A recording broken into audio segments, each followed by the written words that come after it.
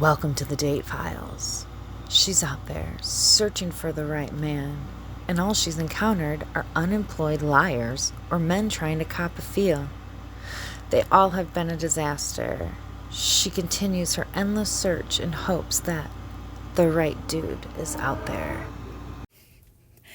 It's our first official podcast of the Date Files. Welcome and thank you for joining us on this episode and for the future episodes.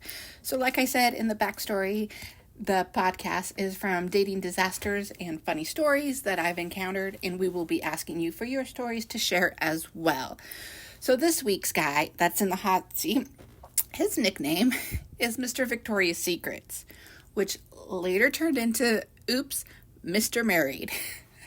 With a nickname like Victoria Secrets in the first place, probably should have been a red flag.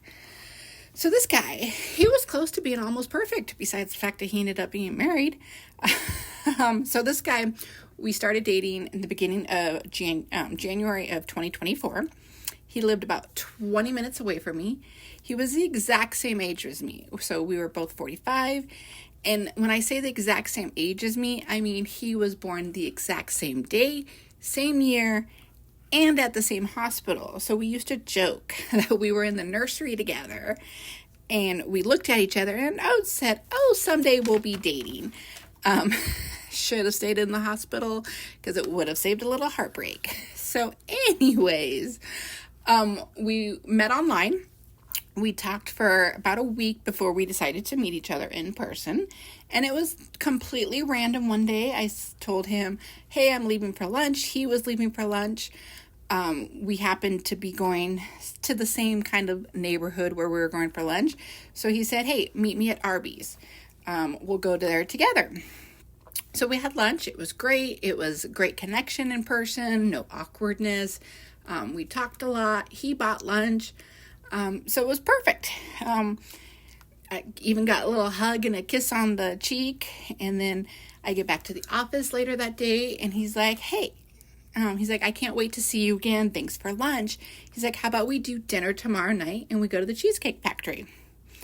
I said, sounds great. He said, we agree that he's going to pick me up. And when he picks me up, he is looking amazing. Girls, you will know what I'm talking about. He is dressed up. He's wearing, nice button-up shirt, dress pants, dress shoes. He has amazing cologne on. He even has a flower, checking all the first date criteria. Like, ladies, when you get the date with the flower, it's cute. So guys, if you're listening, take the girl a rose or a little flower, daisy, something. Be creative, guys. So as we were driving down to the Cheesecake Factory, he asks me to come here, to his lips because he wants to whisper something to me. And I was like, all right, that's weird. So he's like, hey, can we do a little surprise before we go to dinner? I was like, sure. I'm kind of hesitant because I don't know him well. I mean, we've only had our lunch date and talked for about a week. So I'm like, all right, we can do a surprise. So we get to the surprise. We pull up to the mall. We run through the mall. Now, ladies, I'm wearing high heels, and the mall has slippery, freshly waxed floors. And I'm trying to run and sprint with this guy because he's on a mission, apparently. So we go to Victoria's Secrets, jogging through the mall in heels, and I'm trying not to fall and break an ankle or anything. Disaster right there. So we get to Victoria's Secrets, and he says, pick something out. It will be for Valentine's. Valentine's was 3 weeks away. So I'm a little shocked, a little embarrassed, a little uncomfortable because guess what, ladies and guys? I've never had someone buy me something from Victoria's Secrets ever, let alone on a first date. He says, pick something out. And I'm like, okay, what are my parameters? $20? Do I just get one of the body mists? Or I'm confused because I don't know what to do. I am literally in shock. And so he's like, just pick something. He's like, pick whatever you want. So I'm like, oh, you're not making this easy. And he's like, okay, fine. He's like, what is your size? So I tell him. He grabs the red diamond bra and underwear set, the black diamond bra and underwear set, a piece thing that can only be described as a lot of strings. Still to this day don't know where the strings are supposed to go. Still haven't figured out how to put it on. On the picture in the model, looks amazing. It doesn't look like that. It's just a bunch of strings and then like a silk nightie. So we walk out of there over $500 and I'm still like flabbergasted. I was like, what just happened? I'm like, okay. So we get to the Cheesecake Factory. Dinner's great. Everything with the conversation's still good. And then he's like, we need to take dessert to go. He's like, because it's getting a little late. I look, I'm like, it's like 7:45. He's like, yeah, it's getting late. I have to work in the morning. I was like, okay. I'm like, your work starts at 10 a.m. Like, I'm completely confused. He's like, we just have to get dessert to go. And I was like, okay. So here's the weird part. He orders 2 pieces of cheesecake for himself to go home. He says one's going to be for lunch tomorrow. And I was like, wow, you must really love cheesecake. I thought I loved a good cheesecake. So we continue talking. Every night, like that week, we start like FaceTiming. We talk and text throughout the day. Everything is great. He asks me out for another date. Like 4 or 5 dates into it, I notice he still has the 9 p.m. curfew. And I'm like, what is with the 9 p.m. curfew? I was like, do you turn into a pumpkin? Like, what is the deal with this 9 p.m.? And I was like, I don't know. He just says he likes to get his sleep to go to work the next morning. Okay. So Valentine's is coming up. So I get him opening day Dodger tickets, and a hotel in Los Angeles, and I said I would take him to this restaurant that was inside the hotel, and a little box of chocolates that was in the shape of the baseball. So I'm like, all right, so go to dinner like a couple days before, and I give it to him beforehand because he says he's working on Valentine's. So that should have been the red flag. So I give him then. And again, he has the 9 p.m. curfew. And I'm like, wow. So he gets the gift. He's opening. He's like completely amazed that I got him Dodger tickets because he's a huge Dodger fan. So he's like, wow, babe, you shouldn't have, da-da-da-da-da. He's like, this is amazing. And then the next day, he's like, hey, let's go to lunch. And I'm like, all right. So we go to lunch. He's like, yeah, I don't think I can go to the Dodger game. I was like, what do you mean you can't go to the Dodger game? He's like, yeah, I have to work the next day. I'm like, no, you don't. I'm like, I looked.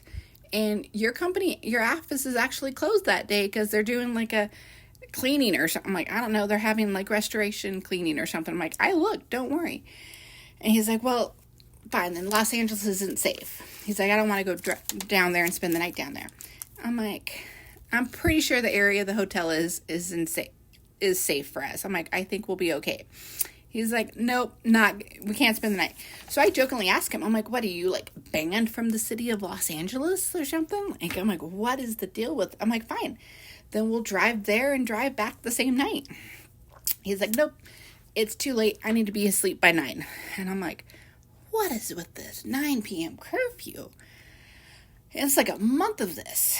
And I'm just like, all right, I'm getting sick of this 9 p.m. stuff. So I'm like, what is it? I was like, wait, you 10 years old? You have a 9 p.m. curfew? I was like, I don't get it. So that should have been the red flag, and I should have started heavily questioning the 9 p.m. So a couple more weeks go by. We're still talking. We still date 2 or 3 times a week. We still FaceTime every night. We still text, and like everything's going great. And I was just like, all right. But then there was one time when Girl Scout cookies were out, and I bought him some Girl Scout cookies because he said he liked the thin mints. So I buy him some good Girl Scout cookies, and I take it to his work. And I'm like, hey, honey, come outside. I got a surprise for you. And he's like, nope, can't come out. You need to leave. He's like, I'll go to your work and pick them up from you. And I'm like, just come outside for 2 seconds. And he's like, nope, can't do it. And I was like, fine, then unlock your car. I was like, you can beep it from inside. I was like, and I'll just throw him in the seat. And he's like, nope. He's like, I'll just go to your work and pick him up. I was like, weird. So I was like, whatever. So he comes to my work like an hour later, gets his still stupid Girl Scout cookies. All is normal again. So we FaceTime again. We make plans to spend the next day together. So we're talking about like how we're going to spend the whole entire day together. We're going to go to the movies. We're going to go lunch. We're going to just go like sightseeing or whatever we want to do. So we FaceTime, and the next morning he sends a text and a selfie. He says he can't go today. He's starting to feel sick. And my comment was, yeah, I guess you're feeling sick and tired from all the redecorating you had to do last night. And he's like, what? I was like, yeah, 10 hours ago when you went to bed, when we were FaceTiming, you were in a room that had black comforters and like white walls and a desk. I was like, now you're in a bed that has a wooden headboard and burgundy floral comforters. I was like, I guess you redecorated your bedroom last night. And he's like, what are you talking about? And so I was like, look, here's a screenshot from last night, because I took a screenshot of us. I'm like, you were in a room with black sheets. I was like, now you're in a room with burgundy floral. I was like, I'm not making this up. I was like, so what's the deal? I straight out ask him, are you effing married? He does not deny it. He just says, well, I realize I made a mistake. A mistake. I'm like, a mistake, huh? He goes, you're a great woman and deserve a great man that can give you everything you want. But I can't do that. I can only do the discreet thing. And I was like, are you flipping kidding me? I'm like, a month and a half, 2 months into this, and you're married. I'm like, so your wife gets off at 9 o'clock, and that's why you have to be home by 9 o'clock. And he's like, yeah. And I'm like, what the bleepity bleepity bleep bleep bleep. You know what I'm talking about. I was like, yeah, I didn't sign up for a discreet thing. I was like, I thought you were, I don't know, single since you were on a dating site. I was like, I'm like, you said you were single throughout the whole thing. I was like, but now you're not. I was like, all right. I was like, so all you married people out there, this is my note for you. If you are unhappy in your marriage, get a dang divorce. Don't bring other people into it. I'm like, come on. Like, just because your life is messed up, don't bring someone else into it. So there's my soapbox pedestal for you guys who think you want to cheat. Dating is exhausting. Make sure you pay attention to the red flags, people. It's almost comical at this point. Like that one, I was just like, wow. I'm telling my friends about this. They were beyond, like there was no words from them. Like they were confused just as much as I was. But, at least I got some nice Victoria's Secrets out of it. So I guess I won in the end. But yeah, so married people, stay married. Don't bring other people into it. If you're single and you see the red flags, pay attention to those. Use your gut. All right. Thank you so much. And I will see you next week. And next week's guy in the hot seat, his nickname is going to be Mr. Yucca. So Mr. Yucca is quite special. So stay tuned for next week, and the search continues.